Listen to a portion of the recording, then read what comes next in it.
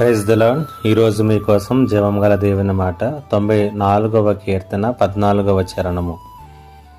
యెహోవా తన ప్రజలను ఎడబాయువాడు కాడు, తన స్వాస్థ్యమును విడనాడువాడు కాదు.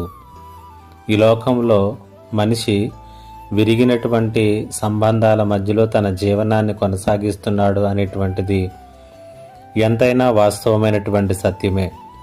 ఈ లోకంలో ఏదో ఒక సందర్భంలో మన యొక్క జీవితములలో ఎడబాటు అనేటువంటి అనుభవం గుండా మనం వెళతాం.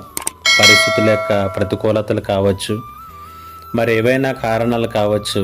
అనేక సందర్భాలలో ఎడబాసినటువంటి జీవితాలు, విడవబడినటువంటి ఒంటరి జీవితాలతో మనం ముందుకు కొనసాగుతాం.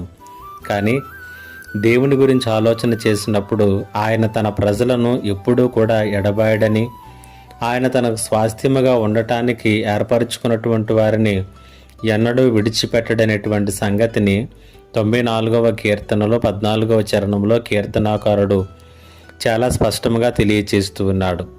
ఈ మాటలు వింటున్నటువంటి నీతో కూడా పరిశుద్ధాత్మ దేవుడు మాట్లాడుతూ ఉన్నాడు. తెగిన సంబంధాల మధ్యలో, విరిగినటువంటి సంబంధాల మధ్యలో విడువబడి ఎడబాసినటువంటి జీవితంలో ఒకవేళ కొనసాగుతున్నావేమో.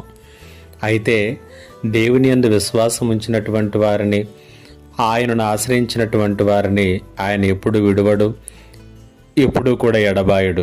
అలాంటి గొప్ప దేవునితో సహవాసమును కలిగి, సంబంధమును కలిగి ఈ లోక యాత్రలో ముందుకు కొనసాగుదాం. పరిశుద్ధాత్మ దేవుడు అట్టి మనోనిబ్బరమును, మనోధైర్యమును మనకు ప్రసాదించునుగాక. ఆమేన్. ప్రార్థన. మా గొప్ప దేవుడు అయిన తండ్రి, నీకు వందనాలు. తెగిన సంబంధాలు, విరిగినటువంటి సంబంధాలను ఈ సమాజంలో మేము చూస్తూ ఉండగా, నీలో మాకు ఏర్పడినటువంటి, సిలువలో ఏర్పడినటువంటి సంబంధం ఎప్పటికీ కొనసాగేది అనేటువంటి సత్యాన్ని మాకు తెలియచేశారు. ఈ మాటల చేత ప్రతి ఒక్కరిని బలపరచమని యేసయ్య నామములో అడిగి వేడుకొనుచున్నాను తండ్రి. ఆమేన్.